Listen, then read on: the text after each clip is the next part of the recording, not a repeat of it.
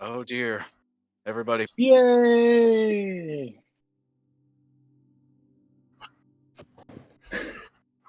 Holding. No, you don't. You don't got him.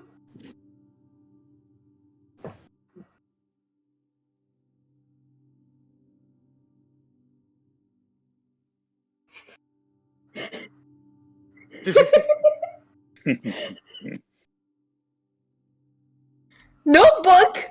This should be memorized. This is just the intro we do every single fucking time.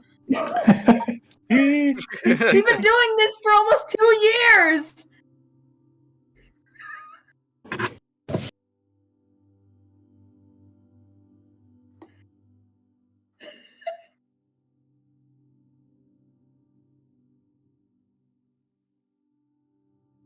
You suck.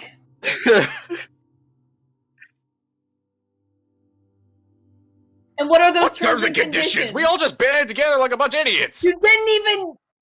You did.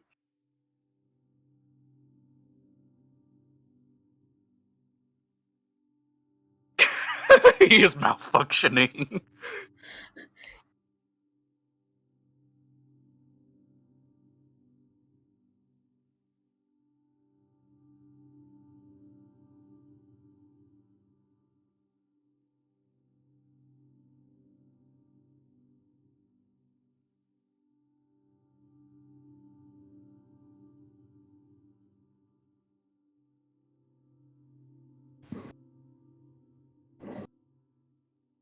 Yay! Hey, thanks for having us. You're the best people we've ever had here. I'm kidding. Wait, I don't know No, that yet. you're not. No, you're not kidding, actually.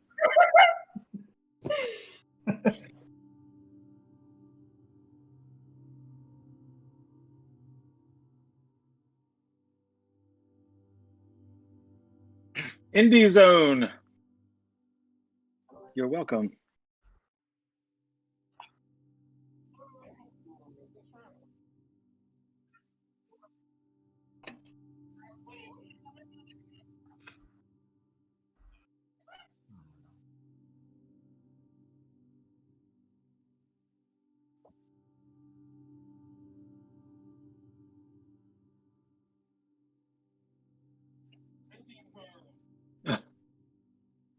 Oh, that's right. Oops.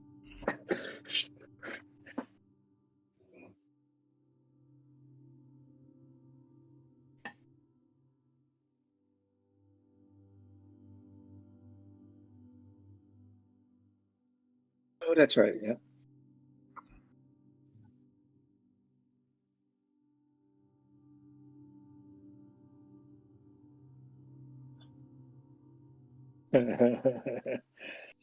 Could be.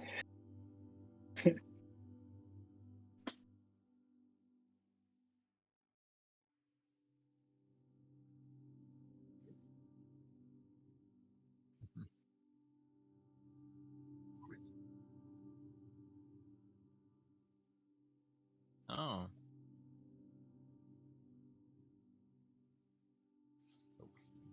Like what these guys are gonna do if you decide to steal their content. I support that comment. Oh, I'll sue all of you for no reason, actually. She does bite, I've heard. Oh yeah, she is our Goblin King. Yes. The Gremlin. But we love her.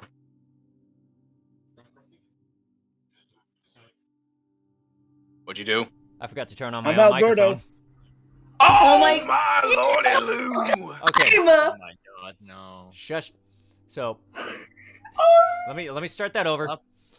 Welcome to the Take two. Insanimators. As I was trying to say earlier, sorry, no refunds for this ticket. We are professionals. Oh, you fucking know. And I was saying how I had met Alberto and Robbie Melendez. Or sorry, I didn't meet Robbie. I met Alberto at the SAC Anime Convention in the Indie Zone. I picked up an art sheet of Deku from Alberto because he was there for his own thing, Ant Farm, which as I mentioned a moment ago, I started calling as my own little inside joke the Starship Buggers, and it seems Alberto kind of enjoys that joke a bit, but that's the gist of what I I've dig been it. saying since the start. And yeah, it's gonna be interesting having a talk with you guys because Rebel Roach and Rocket Punch Siouxsie, and yes, that is how you pronounce Sue. As to what we were saying just a minute ago. I'm not gonna repeat the joke. Yeah, I know. Do your own time editing. I don't care at this point. So, first of all, the both of you guys are under the name Melendez. Is that like you guys are, like related in some way, or if you guys want to share that information, or? Well, there's a dark alley this one day. We met. It was weird. So weird. So let me really start really quick with Ant Farm because technically we're not here for that, but this is how it all comes to Rubber Roach and Rocket Punch. So Ant Farm was actually started by Robbie's dad. He came up, he basically called me up one day. He lived in Jersey, I was in California, and he said, "Hey, I got a great idea. I want to pitch to you."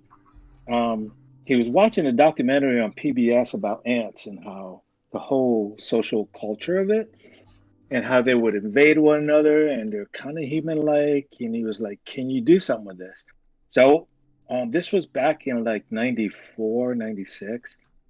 And so I started writing the stories, and he wanted originally like 2 books so he can draw and put together. And doing my research of insects, which I know way too much about right now, it was like, wow, this whole insect universe is amazing. And pretty soon I had like 36 issues written or planned out and going, you can't just do 2, you got to keep going.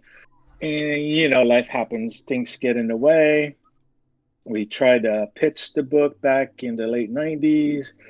Things got hung up. So I went back and wrote 2 more issues in front of what the original first issue was going to be and decided to draw them myself and kept going until everything stopped. I got married, had kids. My brother Tony, he goes by Antonio War Melendez. Yeah, we grew up in the ghetto. We all had names. And Robbie is a product of my brother, and that's how we're related. He's my nephew. So, Okay. right, Robbie? More or less? Is that right? Yeah, that's kind of how it went.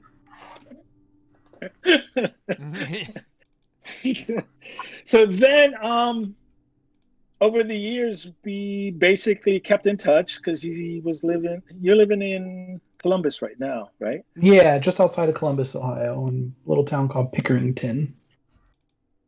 Okay. And so basically we just kept in touch over the years. He would dream of being a comic book artist, and I would dream of being a comic book artist while maintaining a full-time job. And I think it was Robbie. I think you were the one who told me about Entervoid.com. Yeah. Have you guys heard of Entervoid.com? Not before no. I met you. It's so cool. It's so cool. So tell them what's it about, Robbie. So it's like you come up with a character, you do a character sheet, you do 2 or 3 page intro comic story of your character, and this is to help artists kind of hone their craft as comic artists on the writing side and the drawing side. And once you have your character submitted, it kind of gets approved. They have a judging process, and once you're approved, anybody can challenge you with their character. And so it's like online comic battles, and you come up with a deadline. So you meet up with another artist and say, okay, let's give each other, a month to do this amount of pages. And then after that deadline hits, once you both submitted, the community votes on the winner.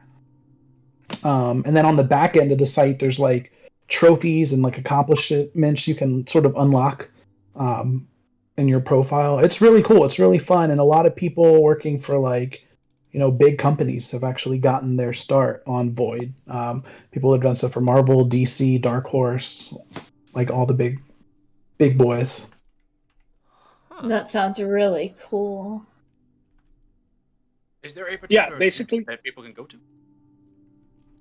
Say again? Is there a link that people can go to so we can like forward it to them so that they can try it?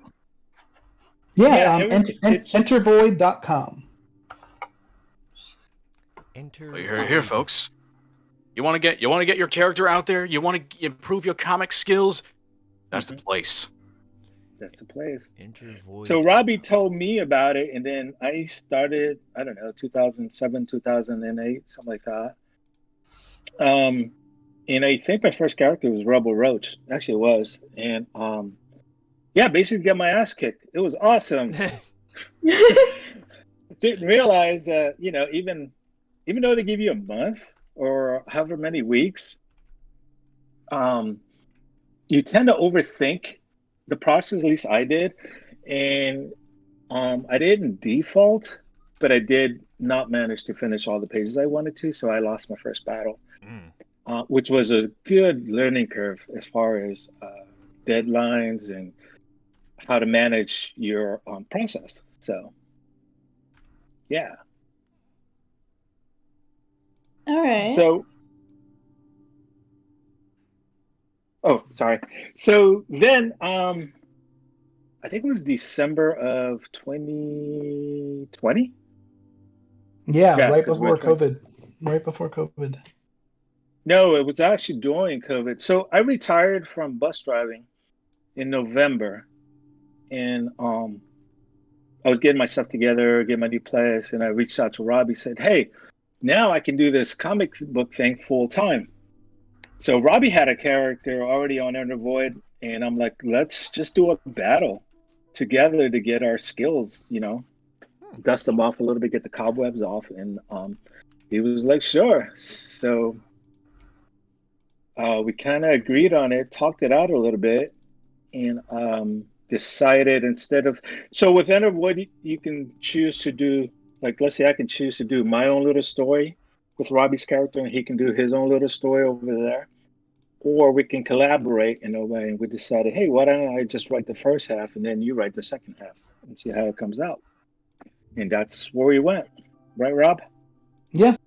And it was kind of cool. It's different than I'm used to, just as like a solo person, but it was fun. Like, I kind of wish I could do that more. So I kind of want to go back to Void and like link up with other people and say, hey, do you want to split the story concept? Because it kind of makes you think of new things you wouldn't think of on your own, which is pretty cool. I'd like to point out that the person in this stream that was missing is now here. Hello, Dom. Would you like to introduce yourself? I don't know if he can. He's muted. He said his dad got a new mic and he's unable to like get it sorted. Goody. So he's Well, gonna he's be mute for a here. while. Chill music is active, by the way. I can tell. Wait, are you talking about the chill music provided by Pretzel Rocks? Yes. Shut the fuck up, Mason. Not officially sponsored yet, so we're not worried about that. Well, someone here is, but I'm not gonna say. Shush you. Hey, someone. Hey, I still gotta set it up. All right. Anyway. I feel like I'm in a dungeon with Dom and Sub and Pretzel.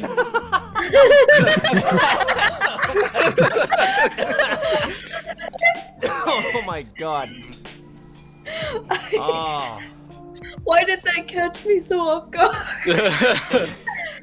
Like, I'm used to, like, the things coming out of nowhere on these streams. I did something about that one line caught me off guard. Oh my god, that was great.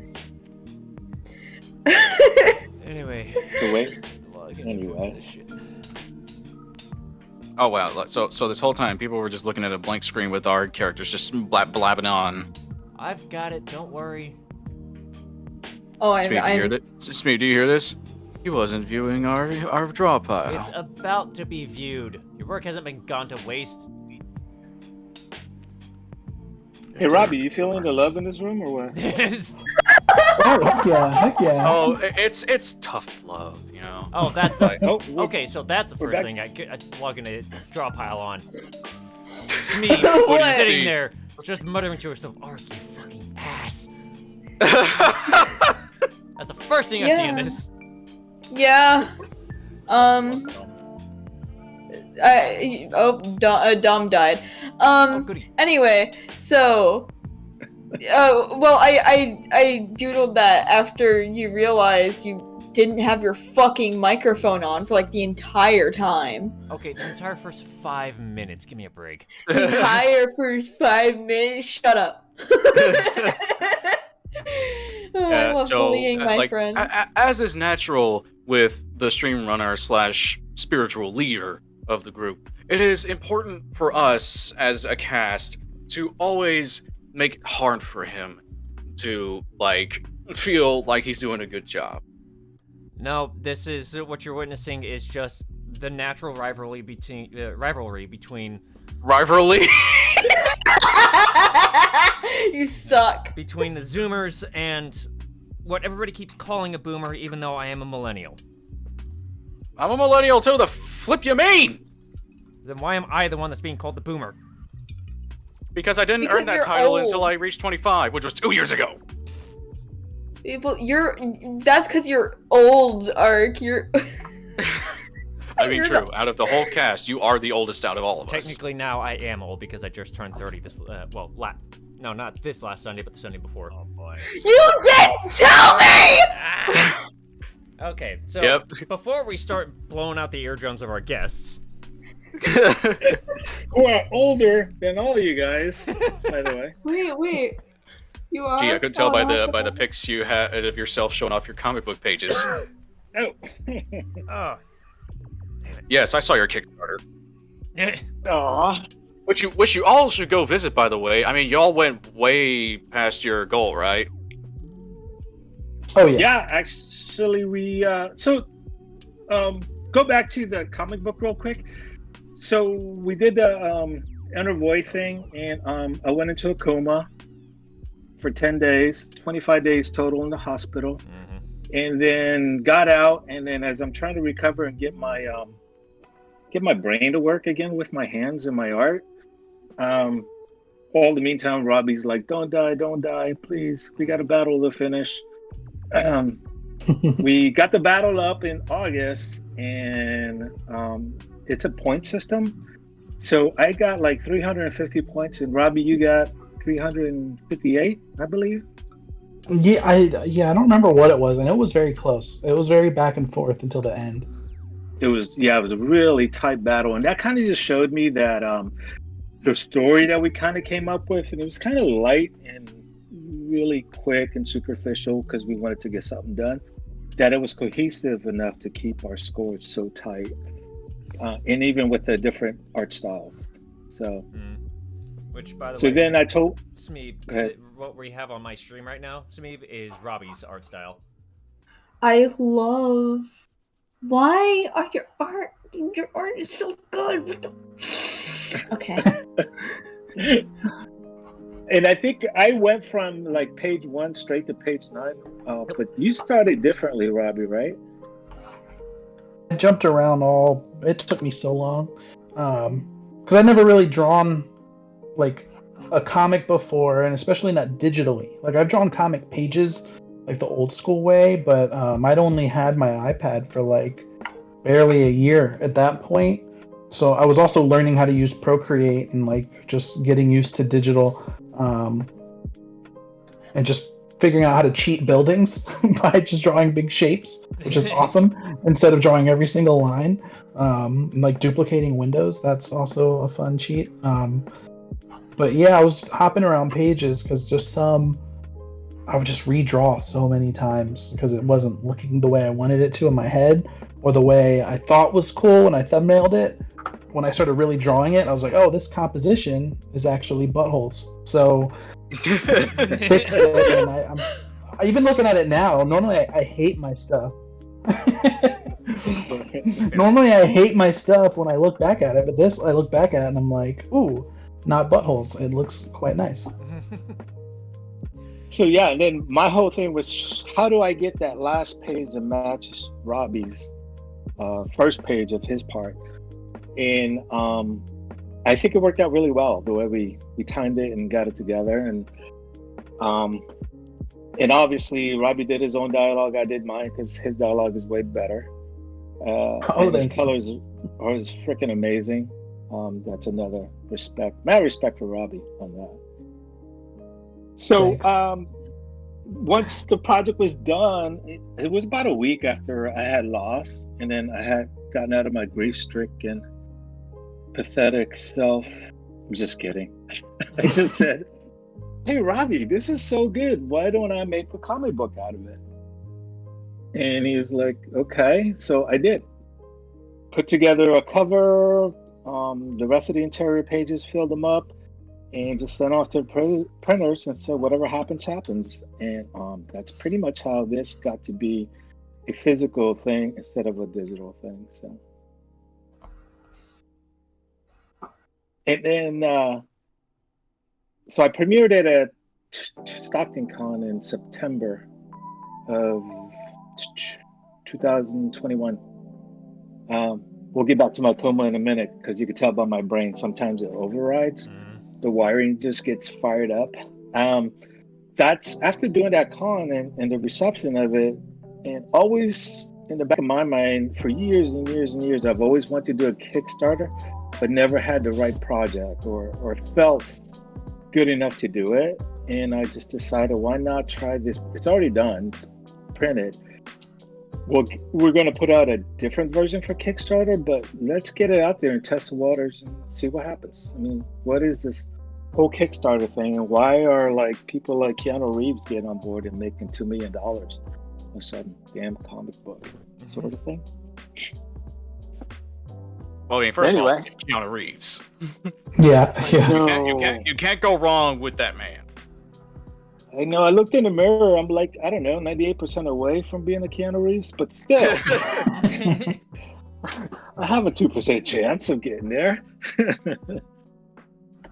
Now, and then there was this other thing too. I don't know if you guys know. Have you guys done a Kickstarter before? No, I've kicked into quite a few projects myself, but I haven't actually, made my own Kickstarter. And basically, for the audience out there, we've just met all these weird people on this freaking Discord thing, and I like them all already. But I don't know. I know, Smeeb, you're an artist? Yes, I am. What do you draw? I do mostly character design and stuff like that, and I dabble in animation that I'm too self-conscious to show anybody. I think we've all been there once or twice. Yeah, but, I promise my profile picture is not the height of my artistic ability. But it's adorable. It's a self-portrait, can't you tell? I think you'd really like Void. Like, a lot of the community, like, your style and stuff, I feel like would totally match that vibe. And Void, like, again, it's a good place to just go out and experiment. Make all your everybody's so friendly. Everybody's so friendly and knowledgeable. Like, people will call you out on stuff, but in, like, a respectful way. They'll be like, hey, in lettering, like, your bubble shouldn't be shaped like this, or this many words fit in a word balloon, or your anatomy's off because of this. People have even drawn over my pictures to, like, correct my anatomy so I can see where I messed up. Oh, red lines. So friendly. Yes, I love when people do that. It's so nice. It's so nice. Yes, wow. I used to be in a server, and there was like a Discord server, and there was this one like chat for people who would put in their art, and people would just like put red lines over it, and it was like a really good constructive experience. Yeah, super helpful. Hold on, give me just a second. My cat is like screaming in the background. Hold on. Oh, great. Pet the cat. Pet. Oh, so yeah, if you scroll up a little bit, that last picture is a fan art. Yeah, that one. That's a fan art? That's a fan art from. So while I was in a coma. Yeah, this one. This one. Yep, that one. Robbie reached out on Discord for Yep. Void to say that I was in a coma, blah blah blah. If anybody wants to do fan art, that kind of sent positive energies towards me. And so this gal Mayra from Brazil, she's part of the Void family, and she drew this fan art for me. So I was like really appreciative. I think Robbie, you told me about it, and I was like, oh, but my brain was still out of it. And then I think I saw it on Instagram like 3 months after I got out of hospital or something, and I reached out to her and asked her if I can use it for the comic book. So Okay, I finally got my cat to shut up. Sorry about that. okay, it was nice doing business with all you guys. So let's do this again some other time. Hi, Smeeth. Hello. So yeah, actually that's another fan art done by my friend Jason Doobie, which I am part of the Scattered Comics. It's kind of like a conglomerate of artists who just come under one umbrella to do their own thing. Based out of Sacramento, but we go as far north as Winnipeg. That reminds me. Do you want me to show at least the 2 fan art pieces onto the stream? Yeah. Display capture, I think. No, that's not it. Display screen 2. There we go. So this is the one by Scattered Comics. Ooh. And then the first one you said was done by. What did you say their name was again? Mayra De la Roca, I believe her last name is. But she's from Brazil. If you're trying to speak, we can't hear you. I think you're playing stupid again. Yeah, Dom, your mic is shit. No offense. Especially, gotta love new mic configurations. Especially moments before the stream. Check your mic. But we're not gonna hold it against him. No one told me I was in this. Oh, there we go. We can hear him, but he's like, you are so faded. Mm-hmm. What do I do about this? Oh! You're getting better. Oh God, it's like. Oh, speak. Speak. Come on, keep trying. I don't know. Good enough. Good enough. I can turn you up when I need to. Oh my god. So, Dom, would you like to introduce yourself? I'm dying. Good enough. Hello, dying. Hi, dying. I'm Hi. Dash. Otherwise known as Dom. The aforementioned I weeaboo. guess. Hi, weeaboo. Damn it. Oh, that's great. Did you get here late with a piece of toast in your mouth?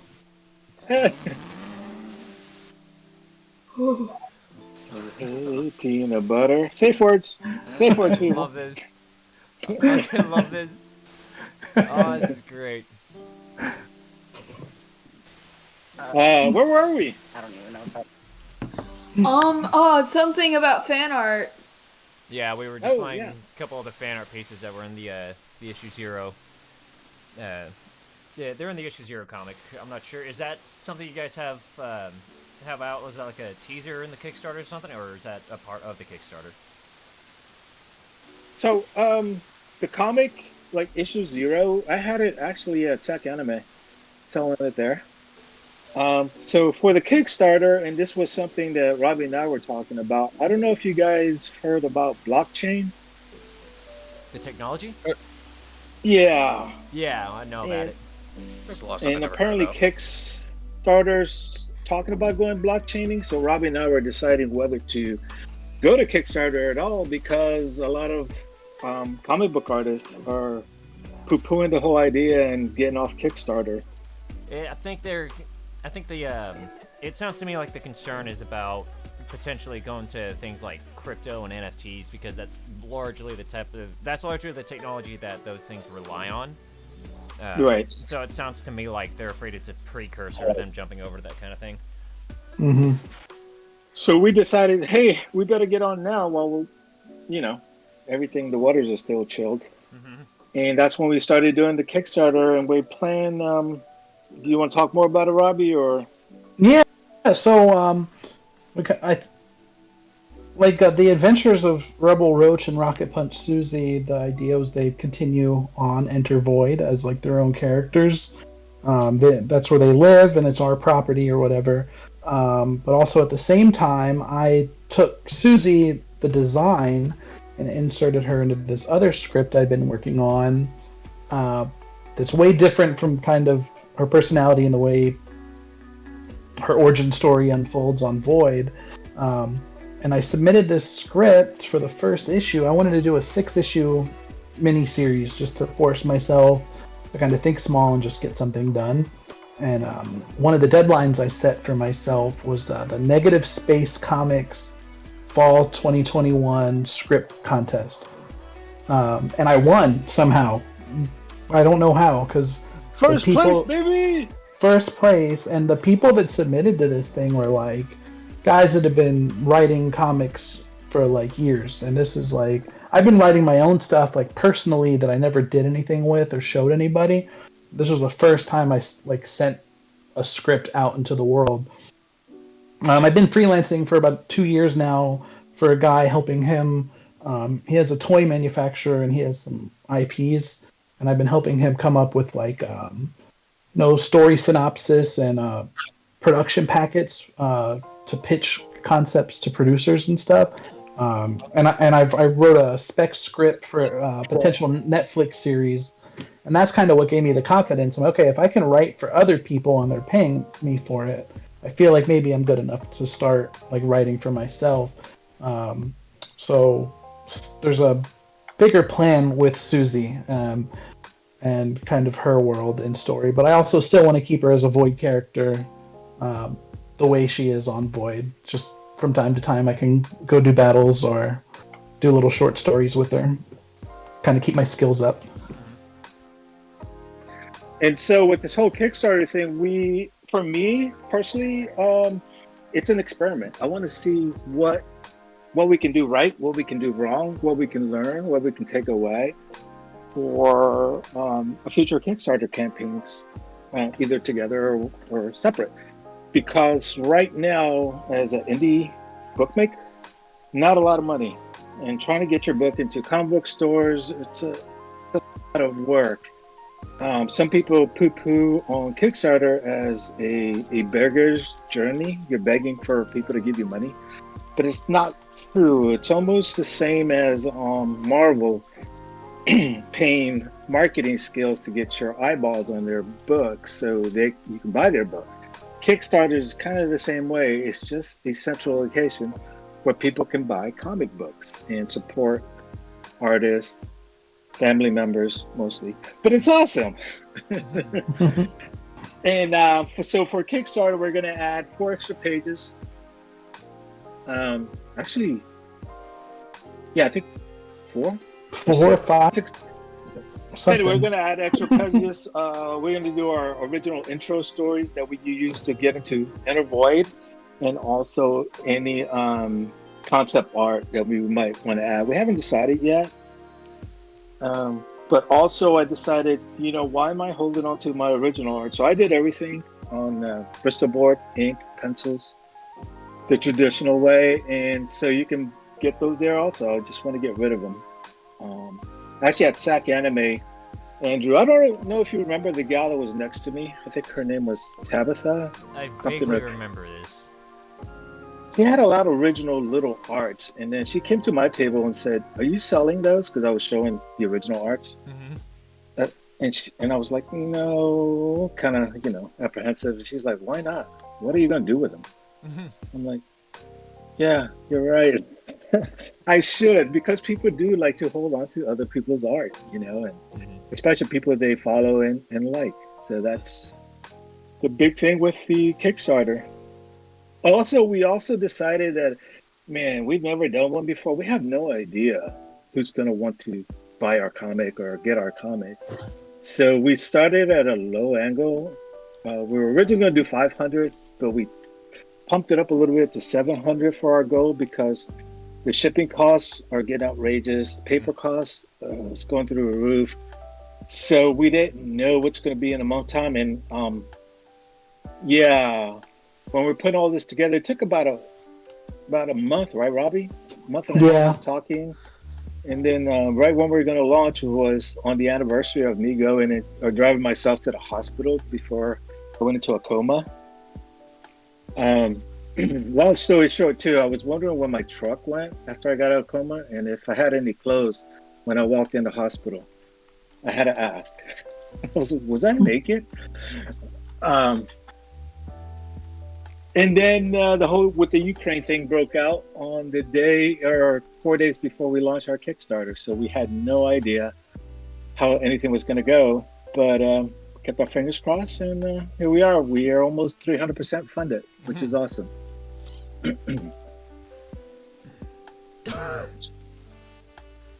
Sorry, my own issues with COVID are rearing their well, they already reared their ugly heads a week ago, but and still getting over it.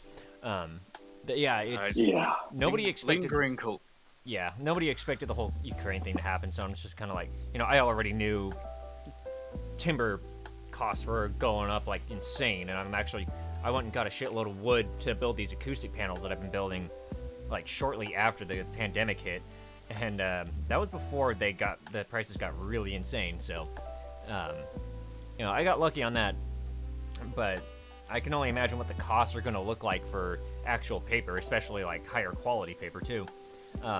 And then as you said, with shipping costs being what they are nowadays, it's gonna be nuts. But I think you guys are actually going to be able to manage at least okay. Most of the Kickstarters I've kicked into, and kind of finished before the pandemic hit. A lot of them were giving these like pretty good estimates of like, okay, they're going to be in by the end of like 2020 or something like that. No, quite a lot of these got delayed and are still like getting finished this year. Like there was one that I got into, I was really looking forward to. It's these electronic dice that are Bluetooth connected, so you can roll them and they'll actually display the actual rolled results on a screen or something like that. And they have little like things, these little shells that you can put those 6-sided dice into to turn them into D&D dice. Nice. It'll actually sense what the actual position on that shell is. So you can roll a d20 and it'll come up as like a 10 and it'll display a 10 on your screen. And That's amazing. Yeah, I've been looking forward to that. And it's supposed to arrive, I think, at the end of 2020 or early 2021. No, they're like, they just, with all the complications, just finished the testing batch and are getting onto the mass production now. Oh man, that ended in like late 2019. That's insane. Yeah, some of these are nuts. Gotta love when the world's problems really complicate your plans. Yeah, I mean, lucky for us, we were like, as far as reward tiers, we just wanted to keep it simple, but at the same time experiment. Like when I wanted to do sell the original art to see how would that go, how would that look like. And then Robbie and I talked about it, and we were like, do we want to do T-shirts? And do we want to do these? And we were like, we don't know. We want to deal with all that right now. And now we're talking about, let's try stickers. Why not? I mean, the worst case scenario, we'll have stickers for shows in the future. But as an add-on or as a stretch goal for our Kickstarter, and I don't know, incentives. Sorry, brain's dead. You know the word I'm trying to say, to give more incentive for people to come and back us. So far I'm happy with it, very successful, and looking forward to do.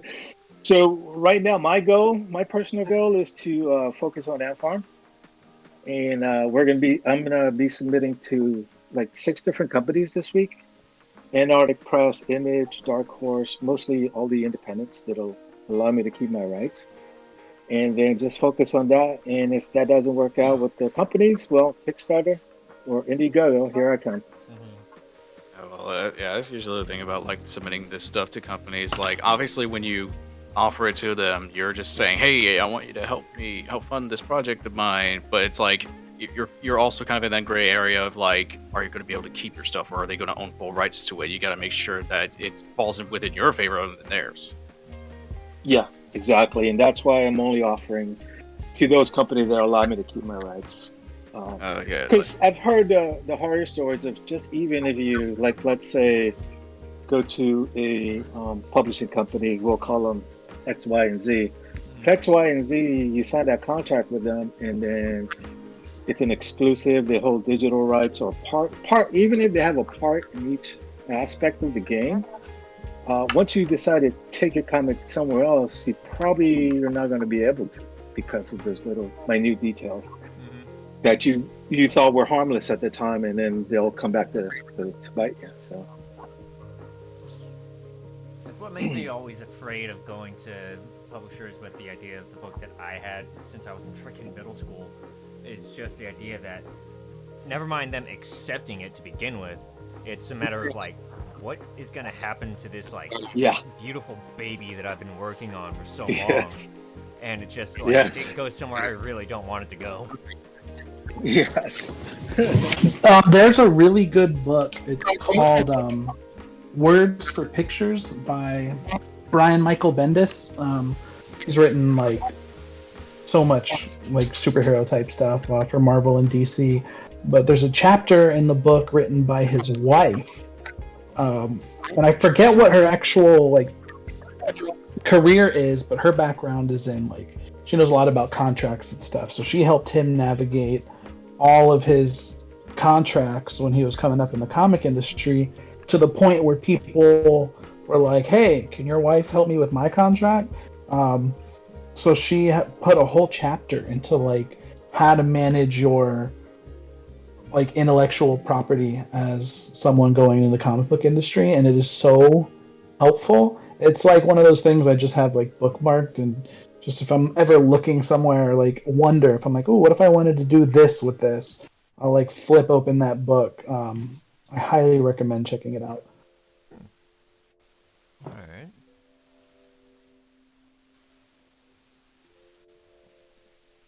Yeah. So, with all of this, we've talked a lot about like the logistics of working on a Kickstarter, all the potential risks that come with that. Let's talk a little bit about the comic itself, Rebel Roach and Rocket Punch Siouxsie. This is definitely a little bit of an interesting idea, and you've got this massive fuck off, cockroach with jetpack things built into its carapace. Where is it? What can you say is like the elevator pitch of what's going on with this comic series? Wow, this is really hard because originally it wasn't meant to be marketed, right? Right, Robbie? It was just an exercise in drawing. Yeah. But if I had to put an elevator pitch, I would just definitely say when Rocket Punch Siouxsie comes across a giant cockroach trying to beat up on a young teenager, all maelstrom ensues, or all battle goes out, because there's really nothing. So the problem with the story, and it was meant to be a Void only story, was that all our previous comics are on Void. So I have about 8 comics from Rebel Roach on there, and I think I only won 3 of them. I lost like 5 from 3 of them. Maybe 6 now with Robbie. Thank you very much. You're welcome. So it's kind of like for that venue alone. So and Rebel Roach came about because I'm Puerto Rican, and Robbie also Puerto Rican. But I took my wife to Puerto Rico one year, and the cockroaches there freaked her the hell out. So when my son was born, I had this great idea to turn him into a giant cockroach, and she was like, "No." And I was like, "What are you going to tell him when he's like 14?" And said, "You had the opportunity to be a cockroach, but you said no."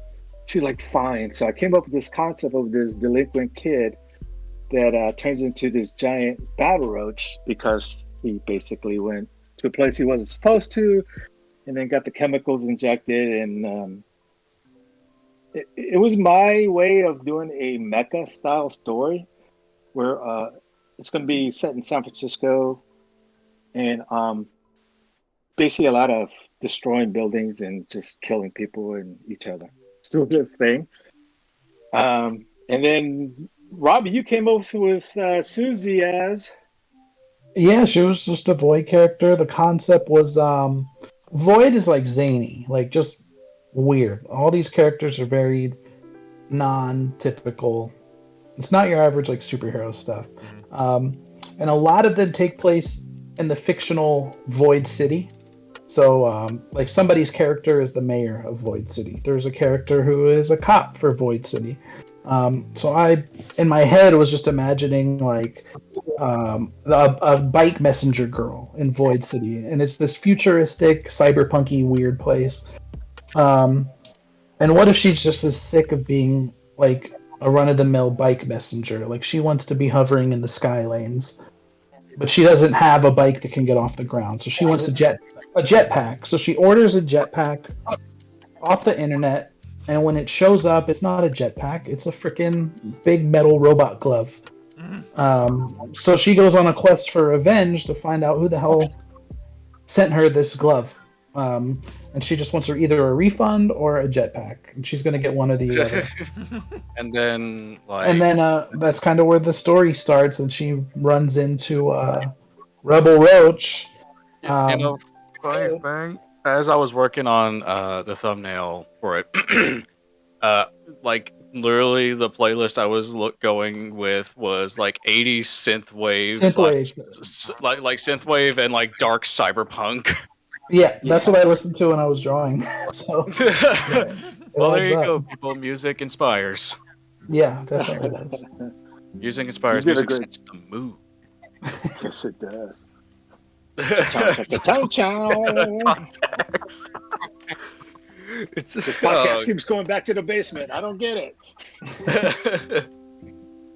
But anyway, the idea I had for the glove, I kind of set up in the intro story, and I tease it in this issue. But the idea I'd always had from the beginning was that the glove is possessed by 3 ghosts. And that just comes back to where Siouxsie's name came from, the punk band from like the 70s and 80s, Siouxsie and the Banshees. It's just one of those weird, obscure things that I got satisfaction out of. I'm like, nobody's going to know, nobody's going to connect these dots. Nobody's going to know what the hell I'm talking about, but I will.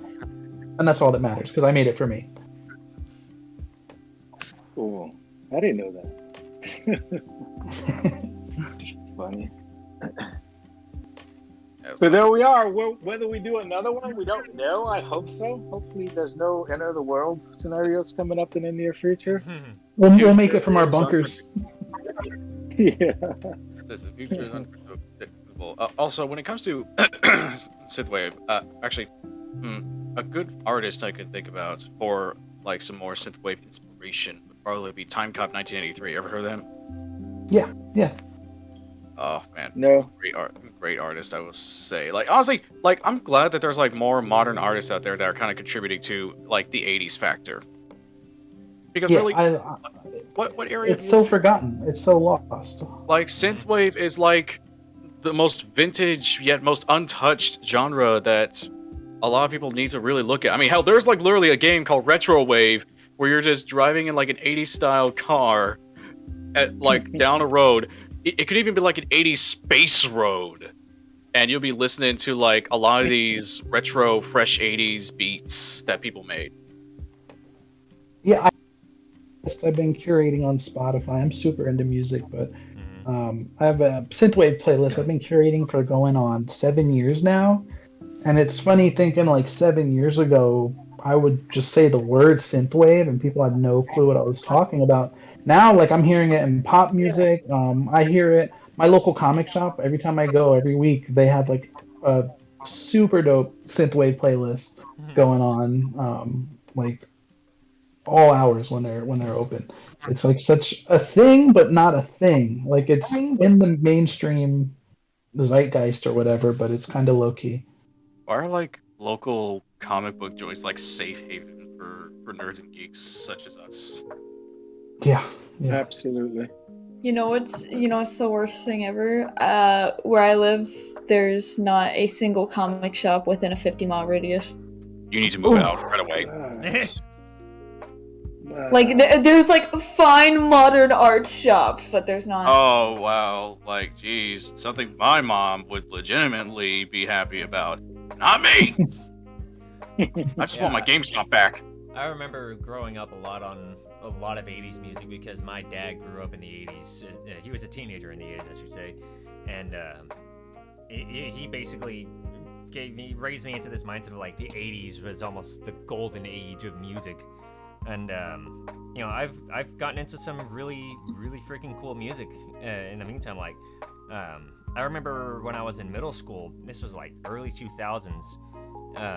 My parents actually took me to Phoenix, Arizona from California, right? To see the band Tears for Fears. Oh my god, that's pretty awesome. Yeah, it was a long drive.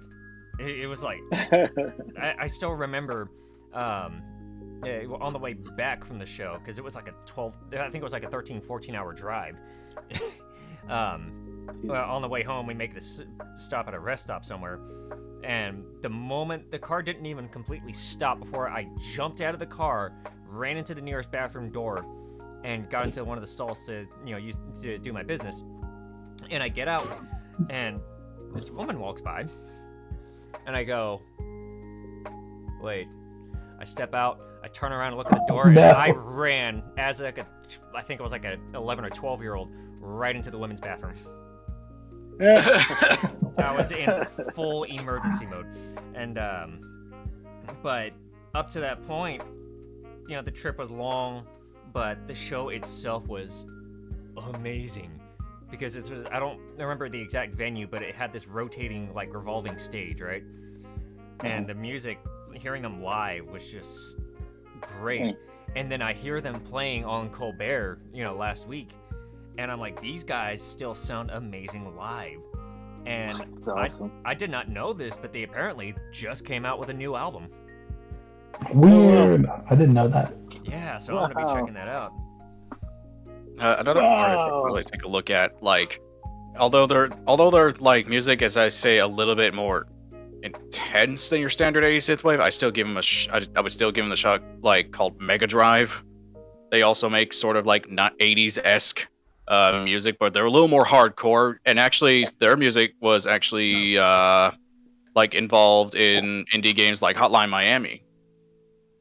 Yeah, that whole era, I feel like, is where it was the seed. Like Hotline Miami and the movie Drive, like that's where the seed was planted, and it just sort of exploded from there. Because honestly, it's like, I would say 80s at the time was definitely the era of highs and lows. And well, actually, the highs and lows were a little more extreme than the other decades, if I'm being honest. Because like the highs is like, you got the rich life, you got the beach life, you got the fame, you got the fast cars and all that. You got the neon lights, but then you got the extreme lows, like the unknown disease, which would eventually become AIDS. And then like the treatment of people that were different was still a little crazy. So 80s was both a blessing and a curse. Yeah, I think it was a culmination of America realizing the American dream. Like, people were getting what they wanted and realizing they still wanted more. What the hell happened to us? What happened to the American dream? Yeah, Became so true. But also, yeah. I think is that Mad Men? I think the 80s became the almost the age of enlightening, right? Enlightenment, because of cable and all the information now that was being processed and able to absorb, but also originality. Whereas in the 70s and 60s, a lot of it was controlled by the powers. I feel in this conversation, I feel like the only kid at a family reunion. I'm sorry. Hey, by the way, the 80s was a great time for music on MTV. I don't know Oh, about the cool! I 90s. experienced it. Back when MTV wasn't all about like epic fails and teen pregnancy. Yes, exactly. I am calling them out, and they are probably going to block us. It's No. MTV. I don't care. But anyway, I actually have to go soon. But I want to thank you, all of you guys, and even Smeed for your virtual bites. You guys were awesome for letting us share our projects. And Oh yeah. I don't know. For me, the future holds is going to be more Ant Farm. Definitely going to have at least 6 books out this year, Ooh. and see where the world goes. And I'm also pitching the Netflix project, so we'll see how that goes. Ooh. Nice. Dare I say Rebel Roach versus Rocket Punch, the animated series. You're very close, but think of it 50 years in the future and the aftermath of what happened from Rebel. Ooh. In a whole different world of insects, and yeah, it's gonna be awesome. Well, But also, oh, go ahead. I was gonna say I might have another project coming on Netflix that's still in talks right now. So I don't even know how close that is. It's called Horoscope. You can look it up. It's about a Zodiac manifesting against the mafia people. Blah blah blah. Ooh. It's not my original. I just worked on the project. Brian Evans and my nephew Andy, they were the ones who are pitching it to Hollywood and all this. It's almost 10 years now in the making. So if we see the light of day, I'll be happy. Yeah, we'll see. I guess one question I would have for you before you go: have you guys thought about doing comic dubs at some point after the Kickstarter was done? That's a good question. For Rebel Roach and Rocket Punch Siouxsie. I'll get that eventually. Comic dubs, like as in people. People Voicing over your comics, yeah. You know what? I just saw that for the first time a week ago from my I've buddy. never even Jason heard of Newby. this. What world is this? But okay, Yeah. so basically, like comics around, like there are comics that do get immensely popular to the point where people want to know what it's like, cause like when you know that animation is probably not going to happen for a while, so like people take those comics, they kind of edit it a bit, like edit it out so that only certain panels appear at a time, but people like apply sound effects, they apply voiceovers, they try to basically personify the characters more by doing comic dubs. Yeah. You could just say Okay. they voice act the comic. Yeah. Yeah, so it's like I'm a trying to sound storyboard convoluted, system. okay? I'm trying to make it sound awesome and cool. I That's actually cool. saw one from my buddy Jason. I'll find a link and maybe I'll send it to you guys. But anyway, yeah, you're right. They take the panel. Sometimes they'll move the character out or animate the panel a little bit. But the voicing and the way they do the lettering, it's really cool. Mm. So yeah, I absolutely would be down for that. Oh, that'd Yeah, be, that that'd be sounds cool. I think it would be a lot Yes. of fun, actually. Do you guys do that yourselves, or? I'm sure well, because I think fully half of us are a part of another, like, indie project thing going on, but I also am trying to do more in voiceover, which is ironic for me having caught COVID recently. But yeah, it's interesting, and I would be more than happy to take part in doing something like that if more people would be interested in going for it. Oh yeah, Yeah, I'm gonna look into this. This I can sounds help. Yeah. very neat. I mean, I think the whole part of this whole industry too is trying to get as much eyeballs and followers and fans as we can. Well, yeah, like doing something like that will definitely help get more attention because yeah, everybody likes to read a comic, but most people are more keen to like listening to it or like viewing it moving stuff, you know, because animation, you can't argue with animation, you gotta love it. Yeah, absolutely. So like comic dubs like that really kind of have open another gateway to more people viewing your stuff, Shit, therefore man, get I'm more down. popularity. Wow.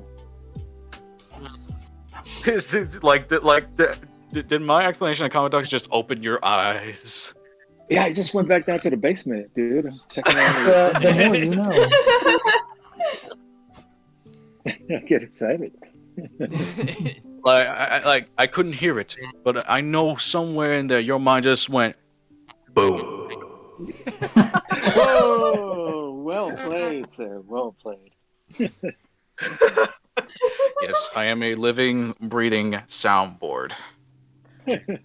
And next time, we'll get Gilbert Gottfried this week. Oh God, no, please. You know what? That's it. That's it. You know, I've been holding off from biting people this whole time, and No, please, the second no, I'm kidding. the second this stream is over, the No, second. I'm gonna run for the hills. You'll never be able to catch me. Quietly unhook Smeeb from the quietly unhook Smeeb's harness from the leash. Don't you dare, Boomer! Wait a minute. You're saying that you're opening doors here, Arch. Oh my God, Mason, I will fucking. You know what, Smeeb, just go for it. I don't care anymore. After the stream, I have decency. Hold on. If you guys had merch, you should add leaches. Leashes with your logo would be awesome. I mean, we're trying to push out merch, but right now it's been kind of a slow slope. If we do that, the leash merch, I'm going to be putting in a little like one of those disclaimer warning pamphlet slips, right? That says, this leash was used to keep Smeeb from biting everybody. Use at your own risk, knowing what happened. Speaking of which, Smeeb, bring it on. I'm ready. No. Oh. Oh! Well then. I have my fart gun ready. Fart gun, oh my God.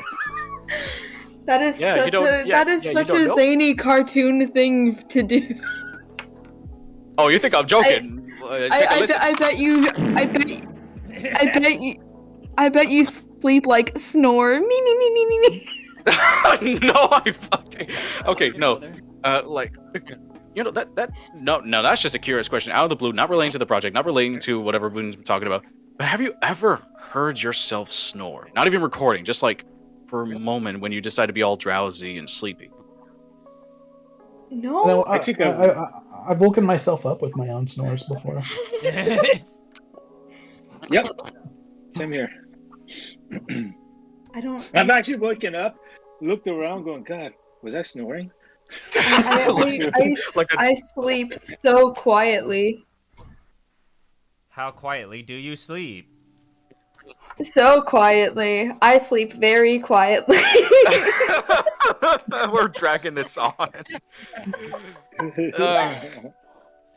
But anyway, these guys have important things to do, so we will go ahead and wrap this up. It was definitely appreciate it, you guys. Also, if you want to find out more about me, go to alberto311.com.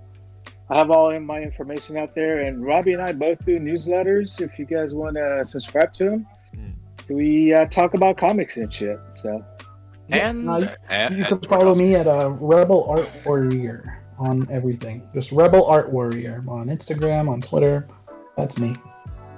Yep, and if you can't remember, just replay the stream. Come on, don't be lazy. Don't be lazy, people. And of course, tweren't obvious enough, they do have a Kickstarter. They already met their goal, but who's to say they can't get a little bit more? You know, the more the better. Yeah. So we got their Kickstarter link in the description. So go ahead, fund their project, help their franchise grow, help it reach places, help it reach new heights, so that they can become gods among men. Okay, calm down. Yes, Okay, please. you're being a little extra. You're about to get 2 bites. You're about to get